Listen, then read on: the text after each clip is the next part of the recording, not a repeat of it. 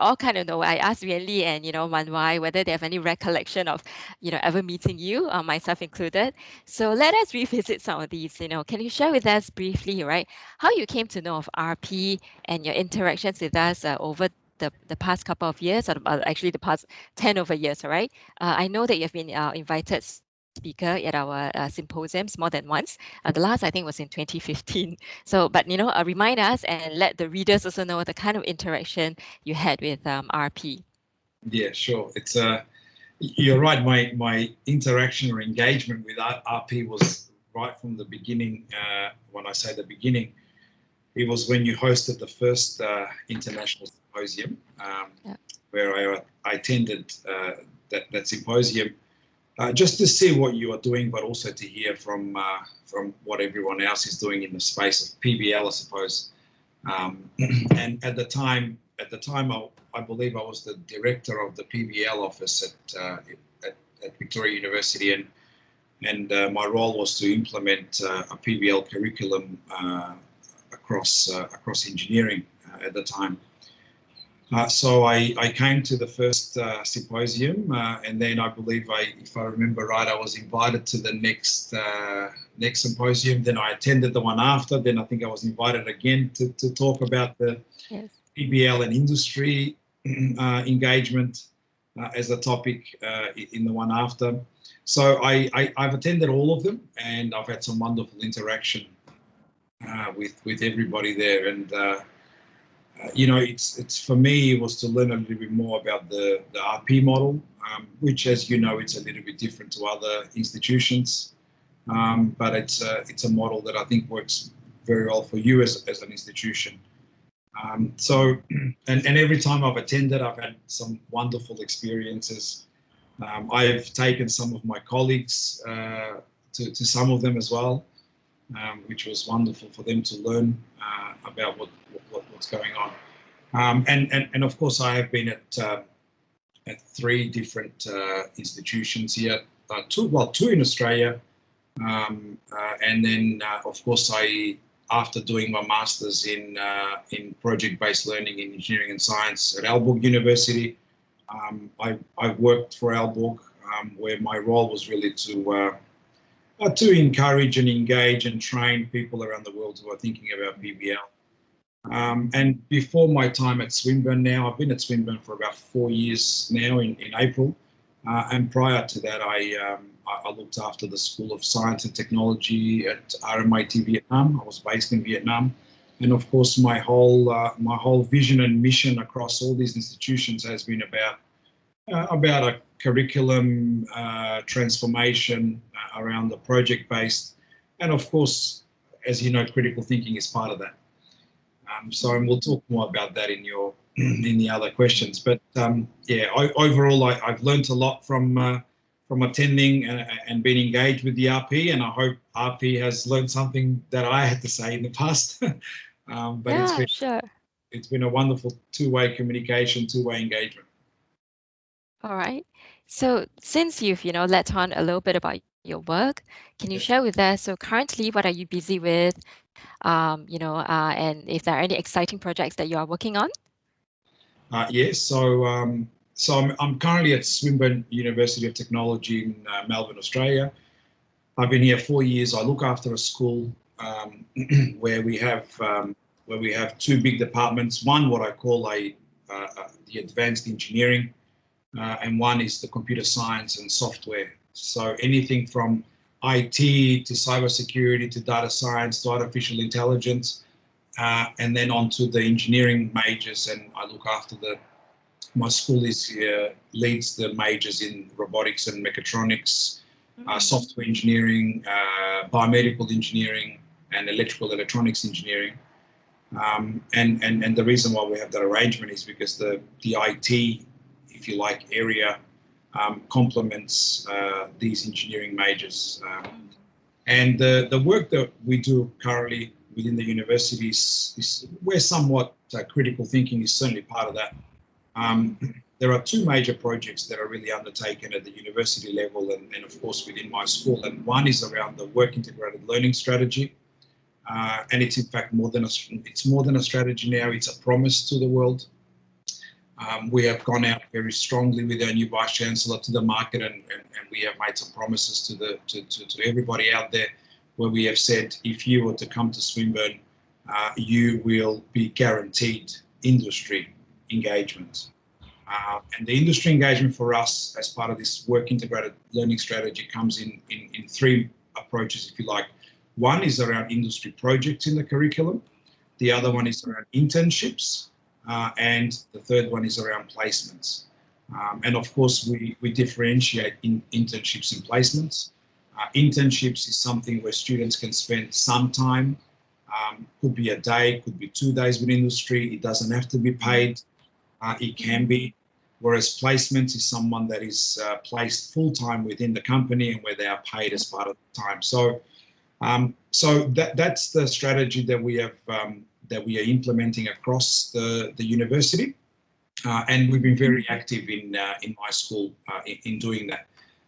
We are, in terms of my school, we are very successful in terms of the internships and placements. We are still, our school is the highest school that places and students as internships and placements. Perhaps we are lucky that we are in a very hot area of what's happening in the world of IT and the advanced engineering stuff, but at the same time, we also work very hard to make that happen. And perhaps I will talk a little bit more about that, but for us, the part of the WIL strategy and the industry projects idea is that I have transformed the curriculum, so the Bachelor of Engineering, the Bachelor of Computer Science, and the Bachelor of ICT, where I have put in an industry unit. We call it a unit or a subject or a course, depending what you call it. An industry unit, industry project every semester, from semester 1 until the students graduate. So students will be working on an industry project through a practice-based, project-based learning cycle, which of course, I think, as you know, critical thinking is certainly one of the learning principles that's part of that process.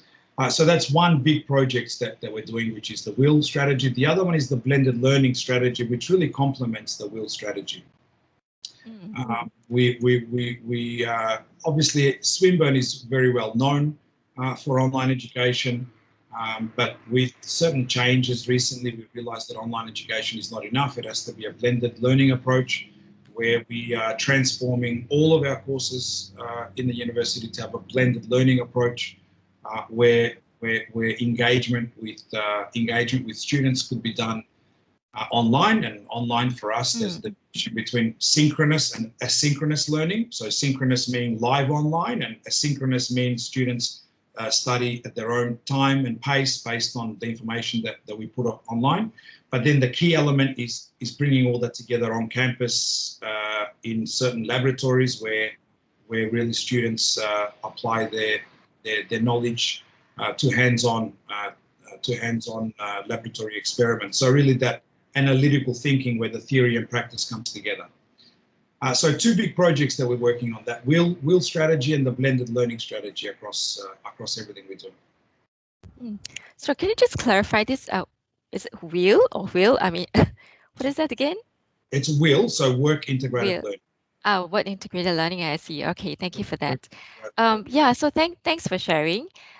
So it's interesting to hear that you have had a lot of successes. So I'm just very curious, what about student perception? So you mentioned that, you have one of the highest internship placement, as well as there's a distinction between internships versus, let's say, the actual industry placement within a company.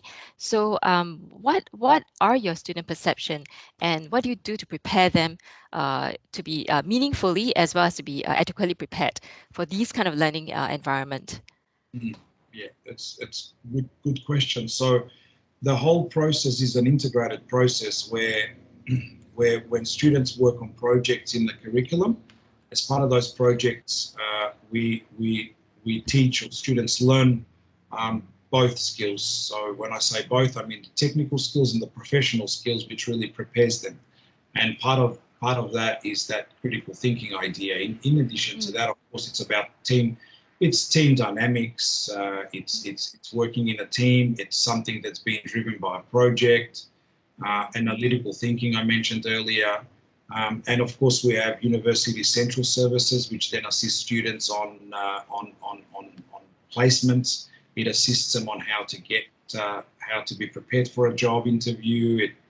It teaches them CV writing skills and all those things. But that's of course at a central support service, which is assisted across the university. But in the curriculum, it's those project units, like I said, that take care of those professional skills that are required. And for us, the professional skills are some part of some micro credentialing within the project units. So obviously, the project is a technical project that's driven by industry.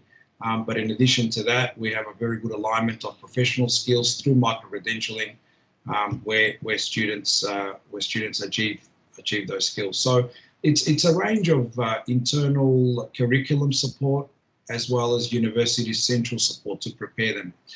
We are also very lucky at Swinburne because for every standard degree, we also have a professional degree, which is a little bit different to any other university probably around the world. What I mean by that is if a student, so we have two choices for students depending on the year 12 or high school score. So we have, for example, let me use the Bachelor of Computer Science. So we have a Bachelor of Computer Science, but we also have a Bachelor of Computer Science professional. And the difference in that is if a student is a very high achieving student in their high school certificate, then they have the opportunity to apply for the Bachelor of, say, Computer Science professional, which requires a higher entry to enter. Now, the students in terms of the curriculum and the subjects are together, but the difference there is that the part of the professional degree, every student is a guaranteed 1 year paid placement, which is found and organised by Swinburne University. So students that really are interested about the working and they're interested in engaging with industry and being placed, where the hard work in finding those placements is done by the university, then they take the professional degree. And as part of that 12-month placement, there's a lot of other things that we prepare students, how to work in industry, how to prepare for industry, and all those things. So that's a differentiator. And most of our high achieving high school students, they take the professional degrees. So every degree in the university has both options. I see. Okay. Thank you for that. And you also mentioned that there's the next strategy, right? Is a blended learning. But you preface that by saying that, you recognize that online learning is not enough. So why isn't it enough? I mean, given that this is the digital age and that everybody's leaning in towards, online learning. So which aspects are insufficient? And how are you addressing those challenges or gaps you find in online learning? Look, and when I thought about that, and then when your questions came out in terms of this book and you spoke about critical thinking, I think and I think I remember one of the questions you asked was around the mega trend of the workplace Yes. education. And for me, when I started to think about that, it's about the digitization, but at the same time, the personalized or on-demand education. So we can incorporate and make everything digital and make sure that our digital strategy is implemented. However, that personalized learning on-demand education, I think, is important for both the workplace and the education sector. Now, when I obviously talk about the technology disciplines, so from the IT to engineering. There are a few factors that influence the way we need to provide education in these disciplines. Obviously, some of the external factors, as you know, are external accreditation and obviously industry demands and the other stuff. So, and that's where we need to have a blended approach where we can do digital stuff and it can be online, but there's something around when we talk about engineering and IT where students really have to feel what their equipment's about. They've got a feel of what their experiments are about. They need to, in our fields of engineering, for example, there's a lot of There's a lot of uncertainty when it comes to occupational health and safety, depending on the major of engineering disciplines. And all those things need to be done using really state-of-the-art industry equipment. Now, to say that, for some of our engineering disciplines, and that's part of our blended learning strategy, I'm working on a very big project in the whole STEM area, where I am at the moment, I'm at the moment working on a virtual and remote access laboratory for the university for all STEM related areas. So if we talk about some of the engineering disciplines, for example, in networking, we are using our Cisco Academy, which could be done remotely and virtually online.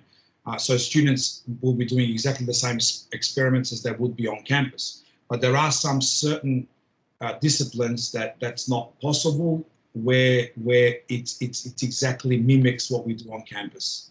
And of course, we've implemented some virtual reality aspects and remote access stuff. But at the same time, industry does tell us about the hands-on experience that the students need to have. Some certain disciplines, they talk about certain equipment, physical equipment that occupies a whole big room. I mean, if you take, for example, I don't know, civil or electrical engineering, we're talking about big pieces of equipment that the students need to really need to see it and experiment on campus. And this is the reason why I think, even though the digital and the online education can replace most things, it can't replace everything. At the same time, the blended approach, so one thing is that equipment and hands-on stuff, but the other one is the student experience. The student experience and being a member of the university environment and being immersed in what the university is all about. Now, I wouldn't talk about, traditionally we would bring students to the university to provide them instruction and lectures and so on. Now, I'm definitely against that, and I'm definitely something that needs to change. But the idea about the students being on campus, it's got to be for their experience, and it's got to be for really engaging them with the university environment. And this is the reason why, over the 4 years, what I've done at Swinburne University is that I have brought in industry on campus. So how is that possible? Well, we have the Cisco Academy on campus. We have the National Instruments Academy on campus. We are working with big cybersecurity companies to set up their academies and their laboratories on campus, where there's industry personnel, students, platforms, where everybody really comes together and engages. So it's not just bringing students on campus for us to provide information. It's about bringing them on campus to engage with equipment, with personnel, with industry, and so on. So yeah, this is the reason why. And I think the second part, the student experience, is probably more important than touching the equipment. Yeah, thanks for sharing that. I think I would say that it's very similar to what we observe in RP. By and large, although we have modules that run fully online, generally speaking, where it's and usually these are for the more conceptual courses modules, maybe more theoretical in nature. But in modules where there's a lot of technical or discipline knowledge, particularly with the use of laboratories or physical assets, right? We do find that blended learning is the way, and that I think I like what you mentioned about the immersion. All right, so it's not just about coming to campus to receive all those content, really to immerse and be to become a practitioner. All right, to be part of the community, and the bringing in industry is also something that's worth. I think my colleagues here would say, right. I mean, that's what we also try to do, hoping to have a lot more of these kind of opportunities. So I think all these are really good. And do you see any changes in what? So on the note of industry, do you see any change in the way industry is thinking about critical thinking, or the kind of demands they have on the faculty as well as the students? Do you see any change, or by and large, you find that it's something that has been there, will always be there, and nothing much has changed so far? Yeah. Yeah, I think it connects. It connects to what I mentioned earlier when I spoke about the trend of digitization and obviously the personalized on-demand education in both the workplace and the education sector. And I think we've seen the trend of what's happening around the world in terms of industry as well as university. We are talking about this fast turnaround, workplace skilling, reskilling, upskilling, which the industry really needs, both technical stuff and in terms of critical thinking. And at the same time, we've seen universities and education providers around the world start to say and talk about short, fast, effective courses that are co-designed and co-delivered by industry.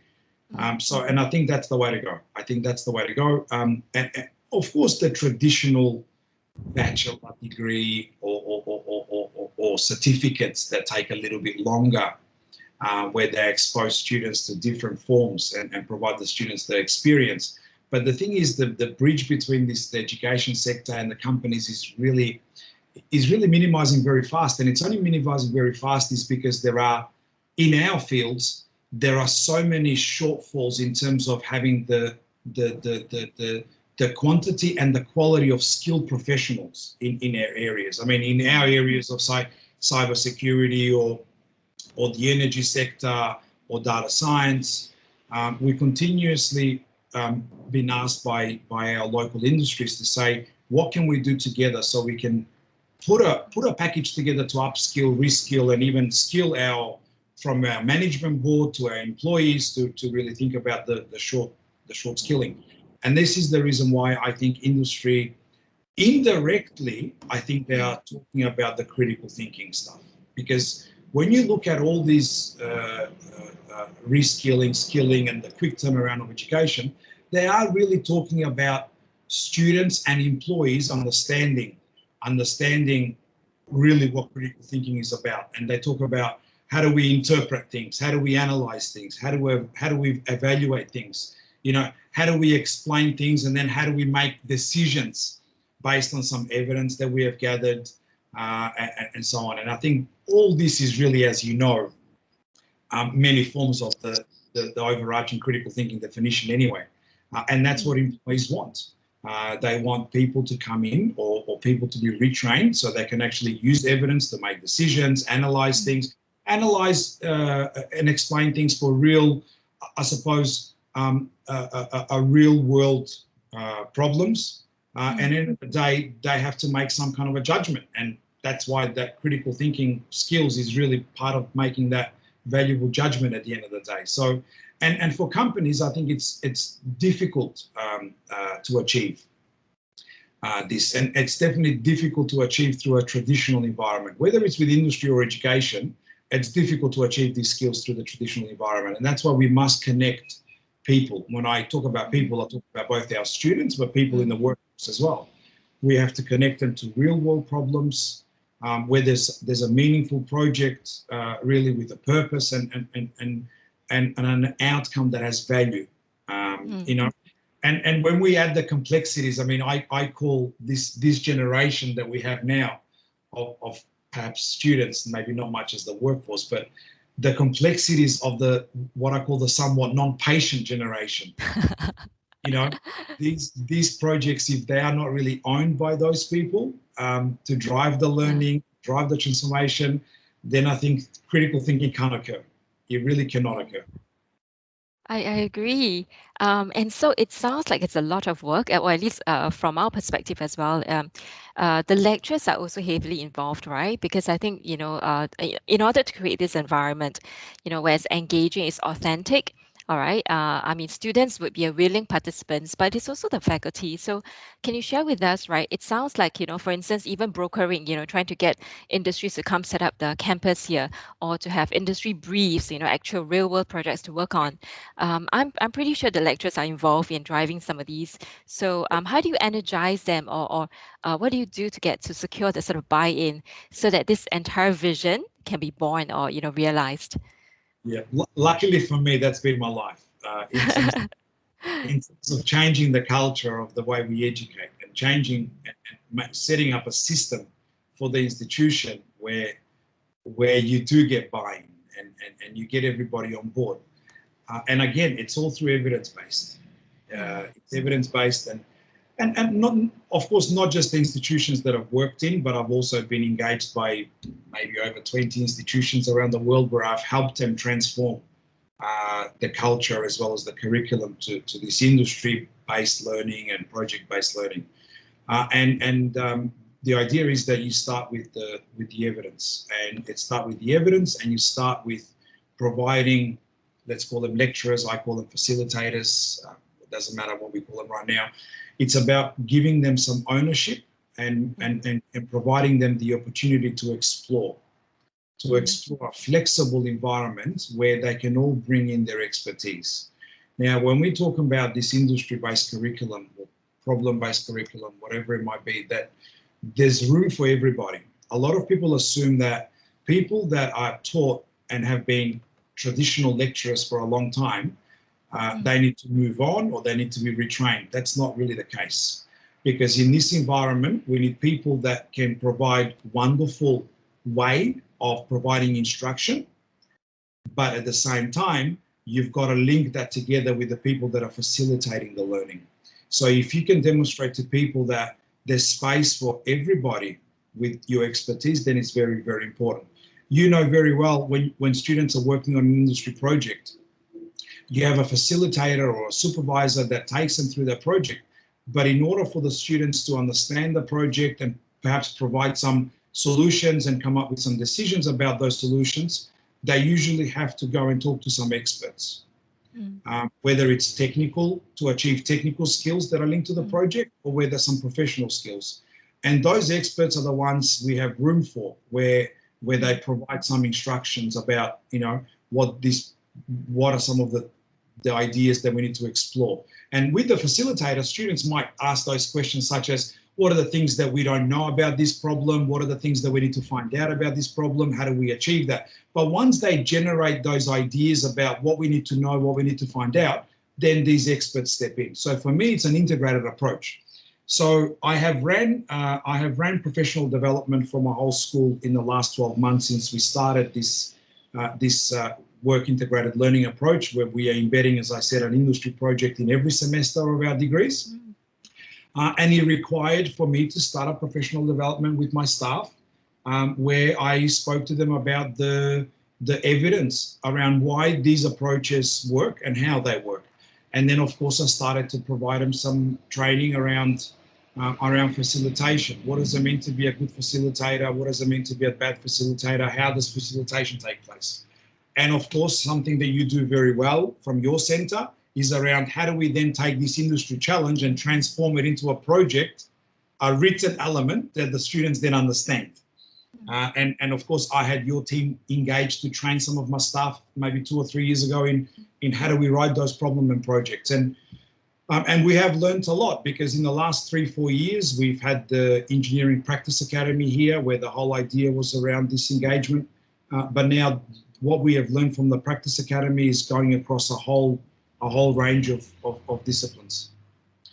So to summarize that, staff development, evidence-based approach, providing staff with the flexibility and the ownership to express their expertise, I think is very important. And you know, it's cultural change. It's cultural change that really does work. And but I do feel that it's got to be both bottom up and top down.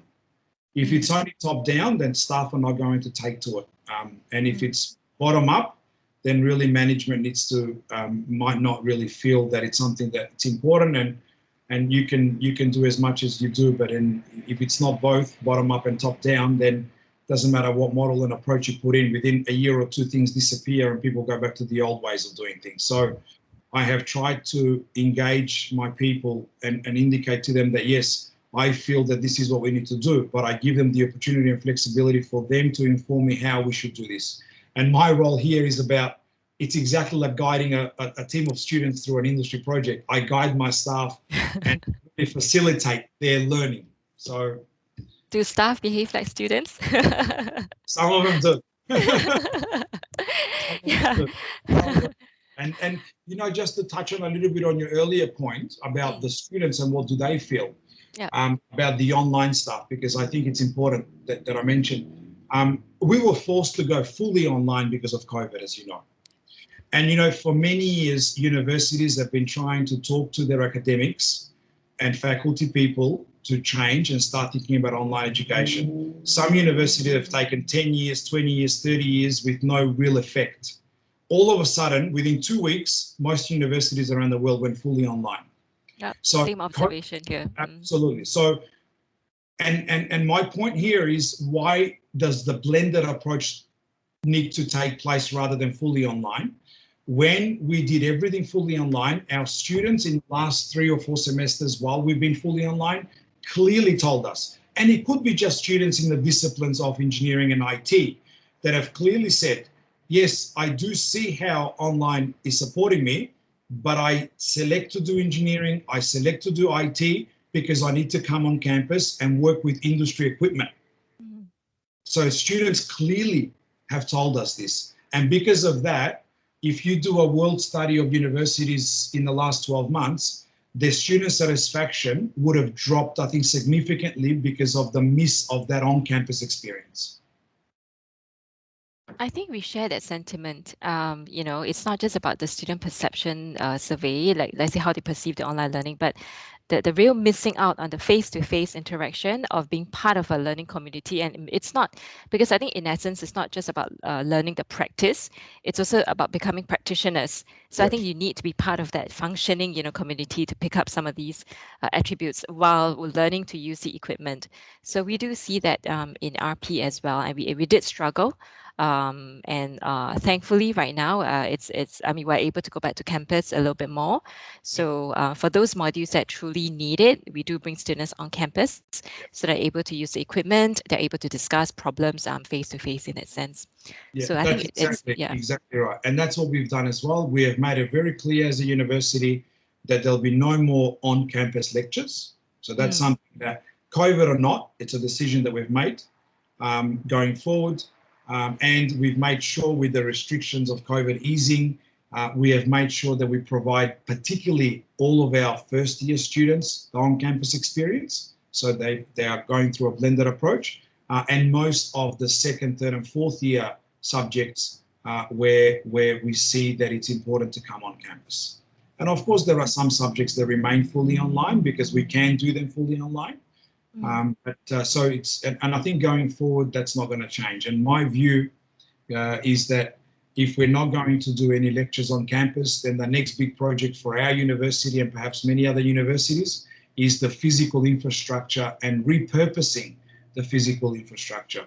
My view going forward would be to turn all of those lecture theatres around the campus into industry centres, into industry academies, where both industry and students can use them. So I think that's a next phase for many universities. Oh, sounds very exciting. Can we invite you back to share some of these? Because I think Sure, I share the same vision. It's just I think to get attraction, to get things started, it's a lot of effort. So I would really love to hear from you and, sure. tap on your expertise for that. Can I also find out more about you mentioned about evidence-based, in terms of the staff support and the buy-in. So I've been thinking about this, and I think sometimes when we call for evidence or some sort of outcomes, all right, outcomes-driven sort of approach, faculty may see this. In fact, it might be counterproductive. They tend to latch on these specifics, these indicators, and they kind of feel pressured to live up to some standards. And therefore, for instance, if I were to draw a parallel, if I were to say, oh, the outcomes is we want students to be, better critical thinkers, and here are some indication or indicators or proxy matrix or measures. And they tend to lose sight of what this the entire objective is about. They tend to gear towards trying to produce the sort of evidence that we're looking for. And so, can you share with us what sort of evidence were you looking for, and particularly when it comes to giving students that authentic learning? And you're talking about tops down, bottoms up approach. So, what actually works? What sort of evidence works in this sense in order to secure buy-in and long-term, genuine support for such kind of vision? Yeah. So there is one element that most institutions miss prior to the implementation phase, and the reason why I say that is because when you're incorporating or transforming, whether it's transforming your culture of people or transforming the curriculum for your students, everybody starts off with a vision. Most leaders will start off with a vision, and which means they miss a very important piece of the puzzle, which comes before the vision, which is the investigation phase. Mm. And particularly new leaders that come to organizations, they say, well, I'm bringing in this, and the vision for this institution or this particular course or this degree will be this. And they forget the piece of investigation, that the stage which comes before the vision. And what does that involve? That involves about understanding why we are doing this, understanding who are our stakeholders, and understanding what are the factors that influence our thinking to change, and coming up with an investigation phase. Because before you try to change, even at the curriculum level, before you try to change a curriculum that includes critical thinking and things like that, you have to consider, what is the cohort of students that come to my institution? What are the industries around me or broader that we work with as an institution? What are the accreditation bodies looking as a graduate? And these are sort of investigation phases that people don't do. They start up with a vision. Once you undertake that research activity as part of the investigation, we will understand a little bit more about what is it that we want to implement it as part of the vision. Because the reason why I mention this is because when most institutions or workplaces or whatever it might be, I mean, in my experience, it's mainly institutions, when they start with the vision, they look at what others have done and they say, well, it's worked for them very well, so we should really take that model and implement it here. It's the first mistake that a leader makes by forgetting the investigation phase. Now, the RP model of PBL, one problem per day and so on, might work very well for RP, but I don't think it will work for Swinburne. It might, but I don't know unless I do the investigation phase before I set that vision. You know, the Maastricht model of PBL, the Aalborg model of PBL, one semester project might work for them, but they get very different cohort of students than we do. The students that we get come to Swinburne because their main goal is industry. Swinburne was established for industry engagement. We have been very strong with industry engagement. So when they think about industry, if they want to go and do a research degree, PhDs, they become philosophers, they might go to Melbourne University, not Swinburne University. But so you have to develop what you stand for. And this is where I think that investigation phase allow us to do that. So prior to me even implementing this vision of these industry projects every semester and blended learning and work integrated learning and placement, it was important for us to understand what are the students that come to us, what does the accreditation body say, which industries do we work together, do my industry people want somebody that knows a little bit more about technical expertise, or do they want a team player? Do they want someone with critical thinking skills, design skills? So once you actually do that investigation, you'll know exactly what model will look like. And then comes the next piece, which is really your question around evidence-based and what do we do?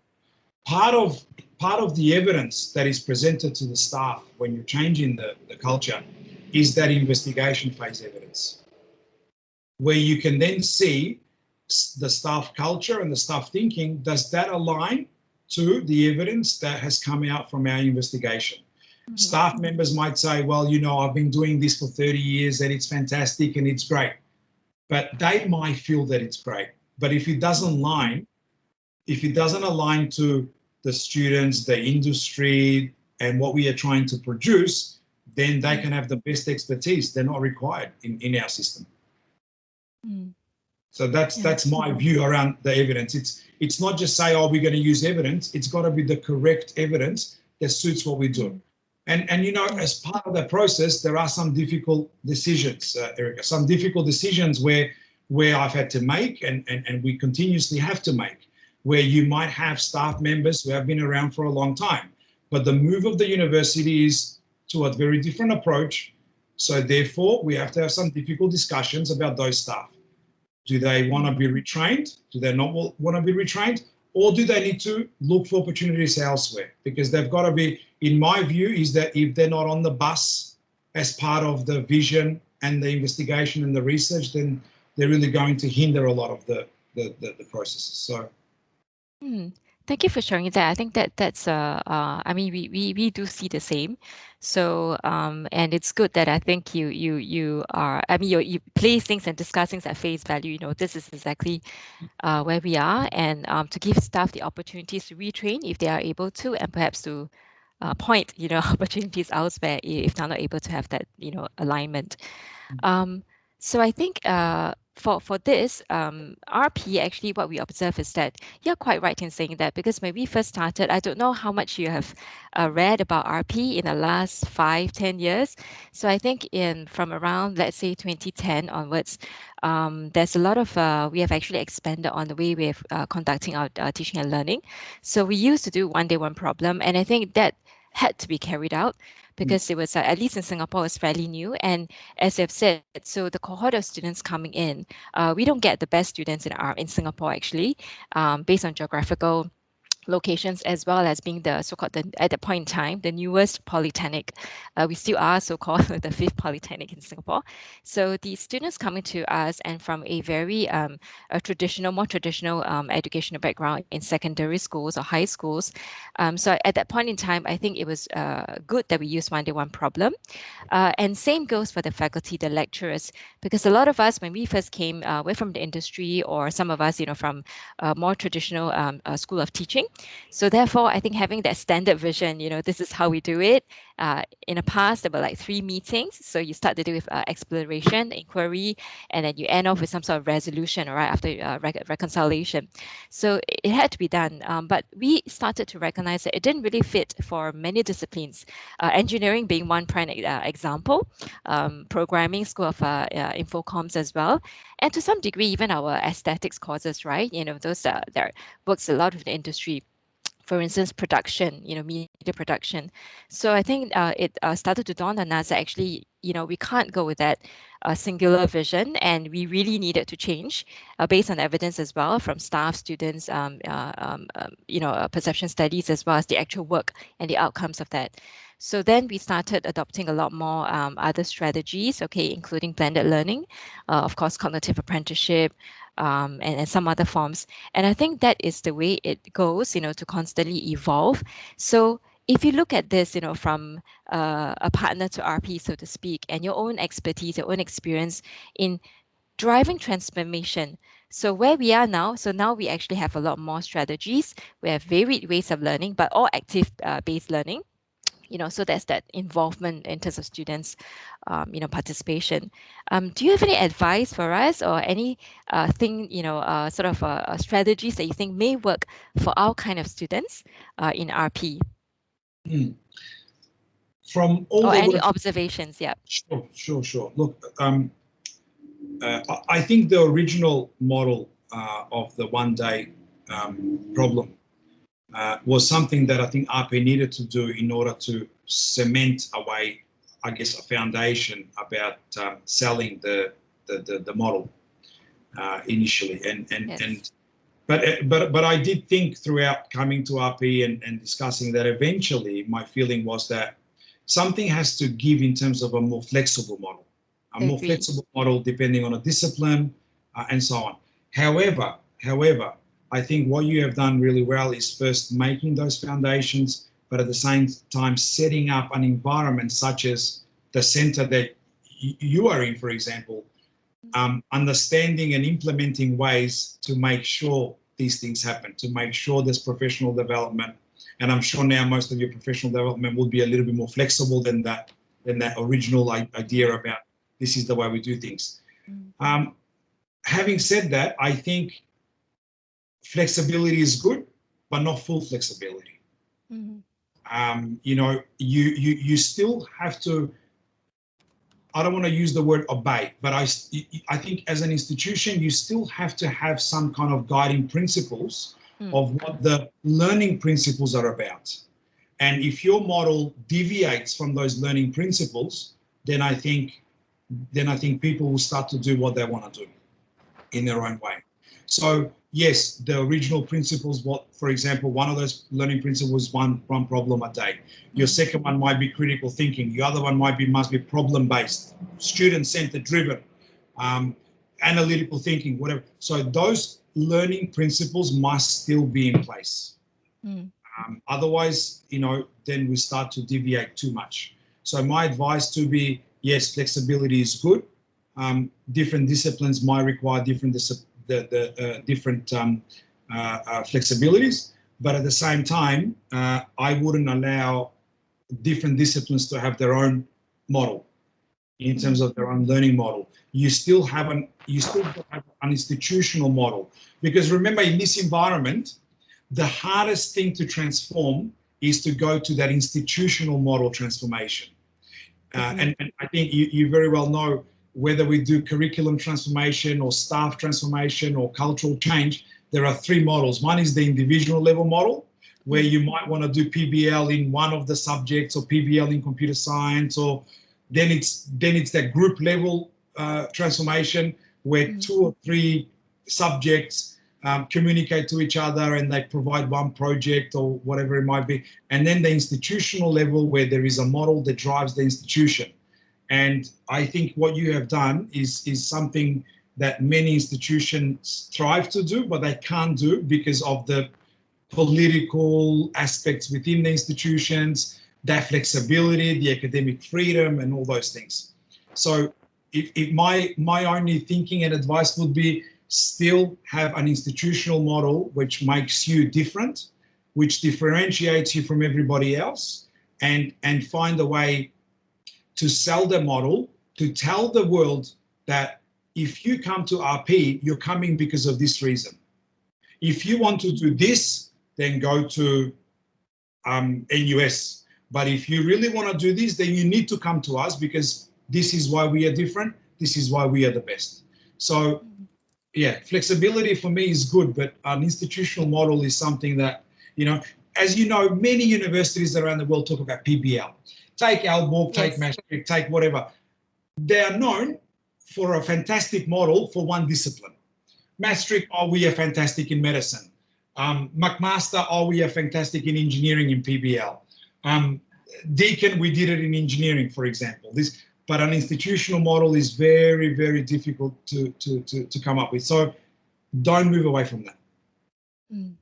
Okay, thank you for that advice. I mean, definitely we should. Okay, Yuli is smiling. Yeah, you should pass it on to as many people as you can in RP.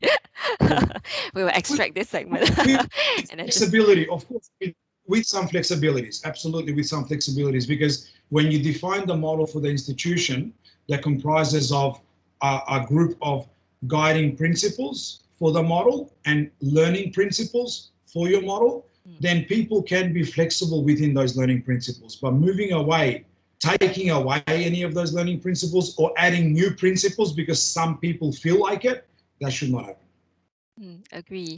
So I think just to share a little bit, since you mentioned that we do believe in that.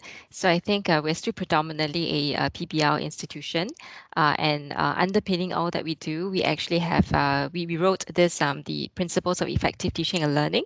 So in short, PETL, the acronym of that. And so at our teacher training foundation, we call it a foundation program. So everyone comes into contact with this document, but more importantly, when they go into the respective schools, they will have to enact it, and we will have follow-up discussion, consultation, and class observation to see how these principles actually permeate and actually are enacted, whether it's in class or in curriculum design. So I think you're quite right in saying that there are principles that we hold dear, and these can't change. But in terms of, I think, implementation of, let's say, for instance, the concept or the model of PBL, the actual implementation can vary, I think, from discipline to discipline or from modules to modules. Yeah. So exactly. I think, yeah. Exactly. Because PBL is one of those principles. Now, what model of PBL, what approach of PBL is implemented across things, that's fine. But PBL is one of those learning principles. And it sounds like, based on the book that you're doing now, critical thinking is another principle that has to be embedded across curriculum and across disciplines and whatnot. So, and for us, for example, one of the principles that is a must is industry-based learning. So for us, industry-based learning, as I mentioned earlier, it comes into three forms: either industry projects in the curriculum every semester, or a placement or an internship. It doesn't matter how different degrees around the universities achieve that. as long as they achieve the work integrated learning principle. Mm. So Yeah. this is what I mean. And in engineering or IT, we are predominantly doing that with internships and industry projects. But the School of Law, maybe they say, well, for us, placements works very well. It's industry based, no problem at all, but it's still within the principle. Mm. Thanks for that. So then, what sort of what's a litmus test? So, for instance, two parts, right? Critical thinking. What do you think would be uh, the be-all indication that your students have actually acquired the necessary critical thinking skills for them to function really well in industry? Same goes for your industry engagement. How do you know it works? So, what do you look for? What Yeah, sort of attributes do you see in students, or is it yeah, about how they function with industry partners or with their teammates? Can you share a little bit more about that? yeah. What tells you for sure? Yeah, it's a good question, and in order to set up an effective approach or a model, we had to start thinking about that and how do we achieve those skills. And look, in terms of critical thinking, I mean, we know that critical thinking, helps the individuals, it helps team, and it helps them in a way where they make some more effective, diagnosis of problems, and then they identify solutions and things like that. So we started to think about, well, if we want the students, and therefore when they get to industry, if we want them not to make poor decisions, Mm, not to have to have a lack of necessary actions that they need to take, or when they talk about, or even students that want to run their own business, when they start thinking about financial losses or wasting time and effort on particular tasks, all those things we wanted to incorporate into the model when we talk about critical thinking skills. mm, So, and there are a few ways of doing that for us, because we did, because of that industry-based drive that we have. mm-hmm, Um, if critical thinking was one of the learning principles, then at the same time we must think about the education. So how do we incorporate the critical thinking skills in the curriculum, but also in the workforce, and what the workforce looks for? So for us, one of the models is, for example, the use of a portfolio in education. For example, in a use of a portfolio, students throughout the semester working on an industry project might use and have the opportunity to make decisions, to do research, to perform some actions, make some decisions about an appropriate solution of the project, work in teams and support each other, team dynamics. So all those things need to be incorporated into the curriculum or into the project, um, where it's important that that project for us was co-designed with industry, because when we talk about the co-design by industry, and for us, we've gone a little bit further. It's co-designed, but it's also co-delivered by industry, and that's when we really start to touch on. We start to touch on all those aspects of critical thinking and how do we assess that. And of course, end of the day, achieving that constructive alignment on what we want to assess and how we assess it and what's delivered and how it's delivered is very important. And the use of a portfolio, where for us works very well because students need to look for evidence, they need to justify their evidence, they need to align it to the learning outcomes of that particular project or the unit, is one way where we look whether the students are achieving those mm. skills. Thank you for sharing that. I think very much aligned to what we do in RP as well. So I think it's affirmation. Thank you for that. Very curious to know more about your co-delivery of curriculum, because I think many times people are quite familiar in terms of co-design. All right, Yeah. you might get some materials or authentic project or problem for students to work on, but to have the industry deliver, can you share a little bit more about that? Yeah. So it's something that I have started recently at the university, and I'm not. I don't want to use the word piloting because they are already being developed now, and so I have introduced at a very short level. When I say short level, I mean short certificate courses. So Mm, whether it's a certificate or a diploma or a graduate certificate, where really it's either one semester or 1 year rather than a bachelor degree. And what I have done is we have identified the technical roadmap of where are we heading in terms of technology and engineering going forward, particularly in the areas for me, in the areas of data science, in the area of programming, cybersecurity, and things like that. So what I have done was I have put a model together where we have co-designed each subject. Do you call them subjects at RP? I forgot whether we call them units here. Do you call modules? modules? Yeah, Okay. yeah, modules, yeah. Right. So for example, one graduate certificate for us is say 4 modules. So what I have done is I have assigned a group of academics that work with a group of industry body assigned to each of the modules in the graduate certificate. So each module is co-designed with a group of academics and a group of industry people that come from a particular company, maybe one company, maybe 2. So in the area of data science, for example, we might have a unit that's called the introduction of data science or spreadsheets or whatever it might be. So we have strategically worked with an industry partner where the industry partner is part of the co-design of that particular unit or module, but also as part of the delivery. Now, how does the delivery work for that? And I will use that as an example, in a traditional semester environment, and I've also changed the timing of this because our traditional semester is 12 weeks, but for these, because they're industry driven, they're about reskilling, skilling, and upskilling.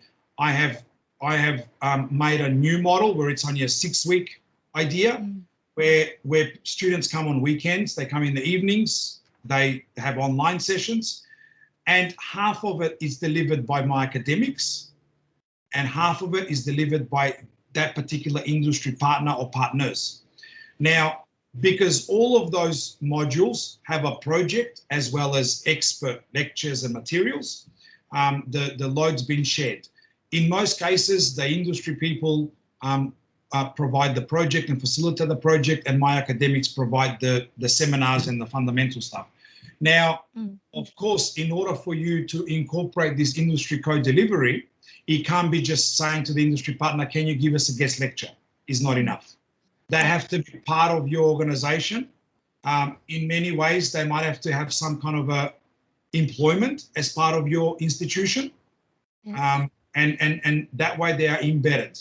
And they all of a sudden, they are industry people, but all of a sudden, they also become your staff within the institution.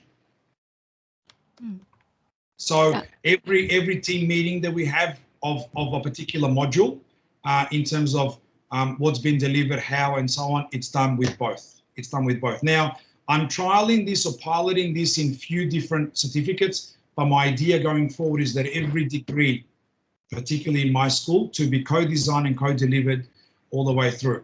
I'm even changing some of the traditional boundaries in the university, believe it or not. I'm pushing for industry PhDs. I'm pushing for co-employment, 50% in industry, 50% in my school. So I'm putting a lot of things in place for this to happen. Wow, it sounds very exciting. Thanks for sharing that. In RP, so we have something similar. Maybe Mama can also share a little bit more. We have the work study program. So same idea. I think it's not just about the this construct where it's school and the industry. Literally, the students are the employees, so they actually are working, and they do come back to, let's say, RP to get trained in some areas. But by and large, they learn on the job. And I think to take this further, we also offer mentoring programs for the supervisors in the companies, because I think they also must understand, how to interact with students, let's say, or employee of a certain age group, and how to perform the role of, let's say, a mentor or coach well. So I think RP, we have something similar, and I do find that it is very useful, because I think the sense of ownership, both on the part of the students as well as the industry that is actually, part of this journey, is there. I think if students were not or are not part of the employees or part of the company, I think that tight fit as well as that authentic learning may not manifest as well.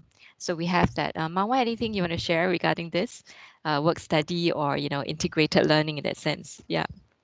Yeah, thanks for sharing. I think it's very, very interesting, exciting. Can I ask a little bit question related about the project-based learning, right? You have projects, big projects, and you have also have small projects.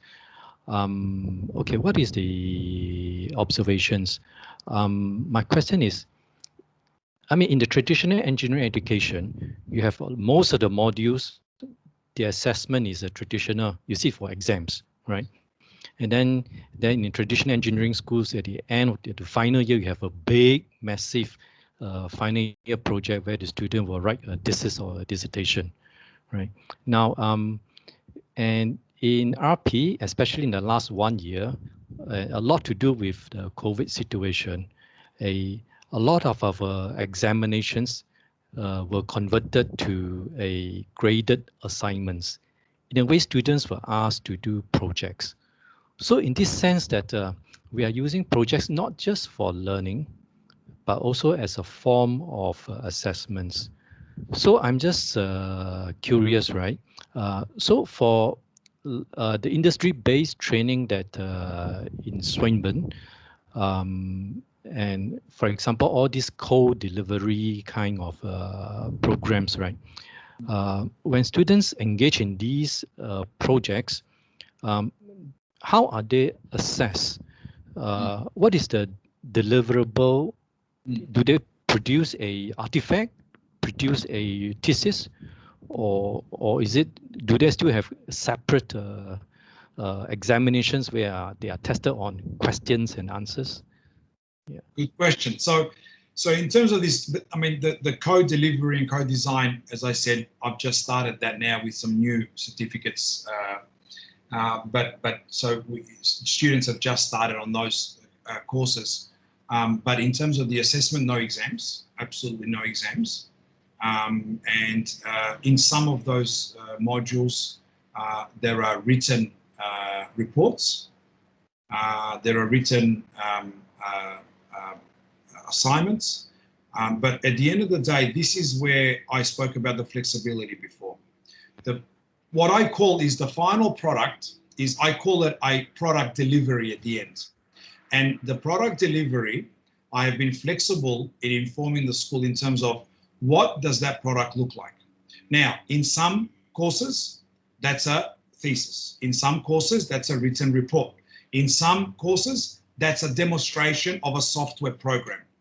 In some courses is a product, a physical product, an electronic product that is given. So it all depends. But at the end of the day, all that is under the definition of a product delivery.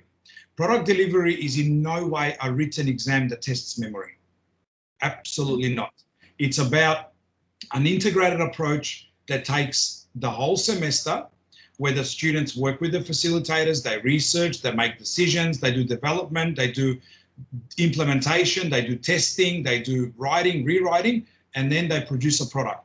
How is that product assessed at the end? For us, it's in few different forms. We have the flexibility of oral discussion with the students. We have a presentation.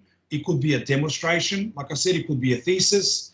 But all that is delivered to both the industry and the academics, because involving industry is very important from the start. So the final product must be a combination of delivery to both. So yeah, and just on your point, because of COVID, the university for us also got rid of all written examinations, and we had to find alternatives, what I call alternative assessments. And I particularly, in some places, people said, oh, you must do this. In my view, I put a group of principles around what does assessment principle look like, and staff had the opportunity to be flexible. And the flexibility there was from the things that I've just described. Some could have made some oral discussion, some was a written test, some was a demonstration. It didn't matter as long as they tested, they assessed the learning outcomes of what we are trying to achieve. Thank you. Yeah. Can I just ask one more to follow on? Sure. Yeah, of course.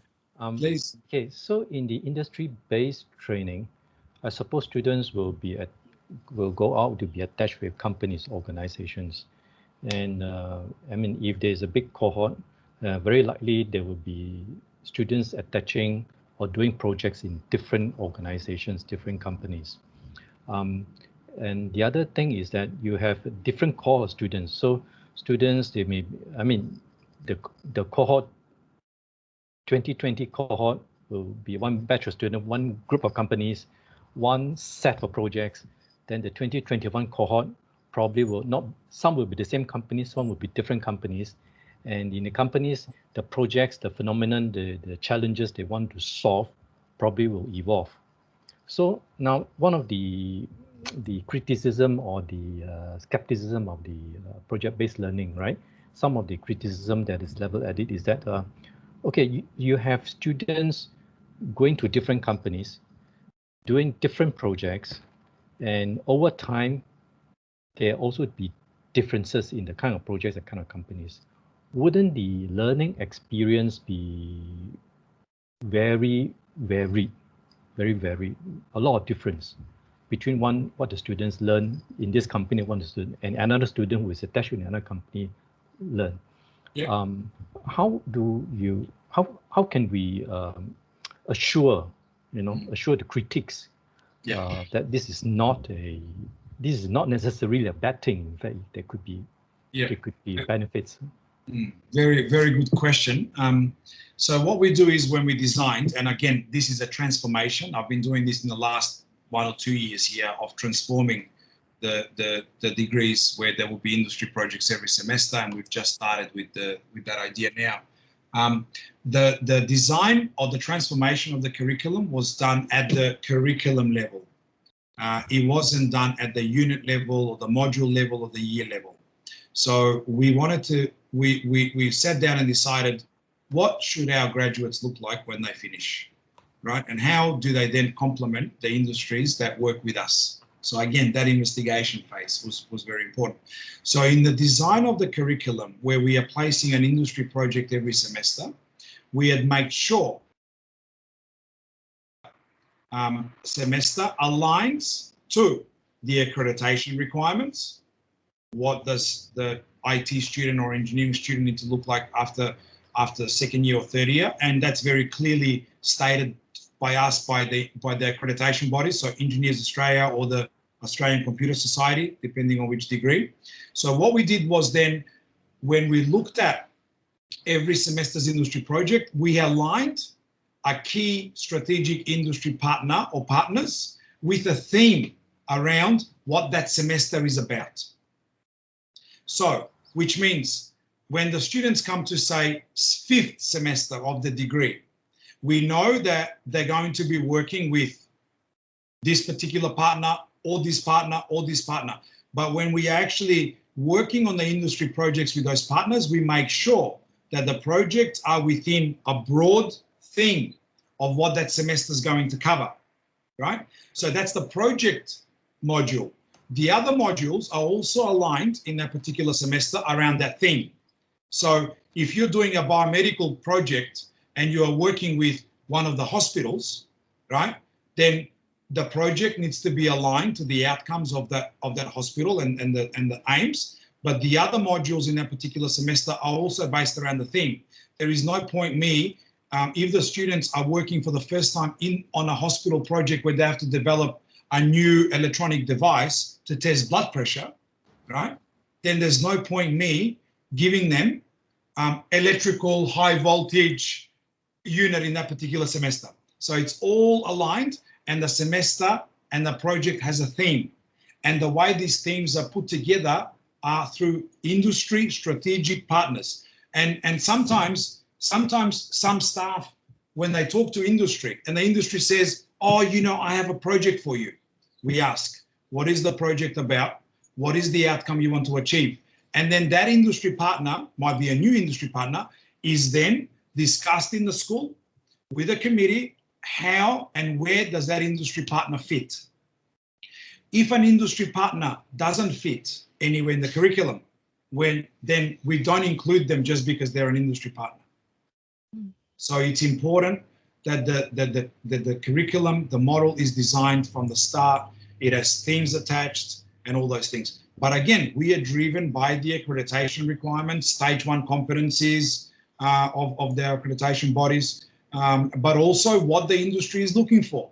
And I refer to that investigation phase, because when we talk to industry, as part of the investigation phase, we say to them, what graduates do you need in 7 years? What graduates do you need in 10 years? So once they tell us what graduates they need in 5 years, 10 years, 6 years, we incorporate that into themes. This is where universities have always had an issue. And what is that issue? The issue is that we don't have dynamic environments where the curriculum can change as quick as industry needs it to change. Because most universities, even to change one module, you need to go through maybe 10 committees and spend 10 months to do that. And if we don't change the environment and make the curriculum dynamic, then I think we will miss the idea of the roadmap, the alignment and everything else. And look, I think many universities are talking about running industry projects in certain disciplines of engineering, for example, but they're running industry projects of engineering now, but the industry people needed those solutions 5 years ago. Why? Because the curriculum is so fixed that you can't really be dynamic and change very quickly. And that's an institutional problem that we need to decide. But yeah, to summarize your question, it's around make sure that there are themes and there are alignments between the industry, the accreditation body, and what the graduate should look like. Thank you. Thank you. Okay, thank you. I'm mindful of the time. So I think the last 15 minutes. Thanks, Professor Alex. Do you have any final words or advice or thoughts about critical thinking that weren't covered in in the last 1 hour or so of our discussion? For instance, how universities or how institutions like RP should cater for critical thinking development. And I have one last question, but after you've answered this, any final thoughts about critical thinking?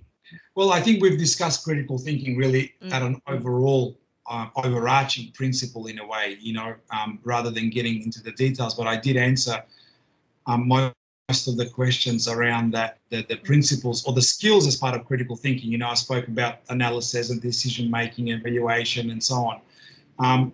But my point here is my overall summary of that is that it's for both the education sector as well as the workplace. And in order for us to incorporate and embed critical thinking in the education sector, we need to understand what critical thinking requirements are needed in the workforce. And how does the workforce, first of all, how do companies in the workforce embed, endorse critical thinking? Do they need to change a few things in order for them to make that happen? And then we need to align the same way and the same view into our curriculum. So I think it's a mixture of both, understanding the education sector and the workforce, because critical thinking. This is the reason why those skills, critical thinking skills, my view is that they can be and should be taught in the workforce as well, not just the education sector. So yeah, I think a good alignment of both industries is important. Okay, thank you for that. Before I move on, my final question, Yuan Li, do you have any? You've been rather silent. Any questions? No from me, thanks. Yeah, so maybe the last, I think, is moving to something more personable, right? So, I mean, do you have any fond memories or, incidents, interactions with RP or any individuals you've met, just for institutional memory, right? Maybe you put it into our compendium, So, in your years of working with us, all right, coming to our symposiums, were there any incidents that stood out or key takeaways maybe? Yep. Stories to share? It's really unfortunately, it's been a while because as the last one we couldn't run because of obvious reasons. And every time I came, I sort of refreshed my memories about what you were trying to do. But my visits and interactions have been wonderful. And as you know, I engaged your institution and your centre both at Deakin and at Swinburne. I engaged them to assist us in making some transitional changes in this area. My interactions and my visits have always been wonderful, and in fact, from your president to vice president to your director of your centre, I think I've always been welcomed, and and I tell everybody at every other place, I said, everybody needs to organise things and welcome people the way RP does. So it's I've had a wonderful time, And I think, and even some of the consultants through the years which you've engaged to help you with your transition, I've had numerous discussions while I've been there as well. And I think you've made all the right choices so far. And I think as an institution is a wonderful place. So even from the original, if you remember with Glenn's ideas right from the start, to him moving on and other people coming on, I think the vision hasn't been lost, which is really good and really compliment to the institution and your leadership team. I think it's just wonderful. Okay, thank you for that. Thank you for the glowing reviews and all. Right. So, my any last questions for Professor Just a Alex? just a just a personal thing. I knew that I noticed you were in Deacon. Do you know a David Shilbury in sports? David Shilbury. No, the name sounds familiar, but I don't know because sports at Deakin was at a different campus to where I was based, and Okay. and the two campuses, if I remember right, were maybe more than 200 kilometers apart. So Okay. I mean, yeah, David is I mean, I was in the School of Sports, so we right. had interactions with him, and he has visited Oh, RP also. fantastic. And has he been at Deakin for a long time or recently? I think at least for the past 15 years. Okay, well, I left Deakin maybe about eight years ago, 8 or 9 years ago. So yeah. Okay. No, it's a good place, and the model I implemented there, which was the PODBL. Our focus was on design-based learning there in engineering. So the project-oriented design-based learning model that I implemented was supported by a $55 million government grant to build a new center for design engineering thinking, and the whole facility was really supported by the university and the government through funding based on the educational model that I put together. So I think they've achieved some great results from then, and they're still going very strong. In fact, they are one of my competitors now, but in a nice way. Yeah. Okay, Professor Alex, do you have any questions or clarification that you need from us from this interview? You look, it's always a pleasure talking to you and your team. I think it's wonderful what you are doing, and I look forward to seeing some draft of what we discussed, and maybe I can add some more things then, and then looking forward to receiving the book at the end once it's all done, and I think, but most importantly, I look forward to coming over and seeing all of you in person. Yeah, I was just going to say, I think this is just a start. I mean, the book would not be the final piece of work. There'll be other opportunities. For instance, I think we're still working on trying to have another round of whether you call it seminar or symposium or conference, thinking about whether it should be online or a physical event. Most probably online for now, and so definitely you'll be part of that, whether it's a delegation or to invite you to be a speaker. So I think it will be a start of that, a renewed friendship right after this interview. Yeah, absolutely. And I think our friendship and our partnership relationship has been strong for many years, and I guess COVID has forced us to take a really a back seat for many people, but I think the friendship is never lost, and I'm glad that we have reconnected again. And absolutely, I'm delighted to support you in any way. All right. Thank you so much. I shall not take up more of your time. You must be a very busy person. So thank you for this. We will keep in touch and we'll send you the draft as soon as we have it. All right. Thank you, Professor Alex. I hope you have some time to rest. Yeah, have some. Thank you. If there's anything, just write to us, okay? And we'll get to it. Yeah. Wonderful. Okay. Great to see you all. Enjoy the Good to rest of your see you again. Thank you so much. Bye bye. Yeah. Thank you. Maybe you really stay. My wife can stay behind as well. Yeah. How was it? Very good. Did we get I think we some? have covered a lot of grounds. Yeah, I think not too bad lah. We've got quite a bit of, and I think it's affirmation. I mean, I think what he says, except that I think they're running. I mean, of course, you wouldn't know until you're really there to to observe the nitty-gritties. But from what he shares, Swinburne seems to be running really fast in terms of the integration of industry, and even having all these private companies set up, like those Apple campuses lah, but now in Swinburne.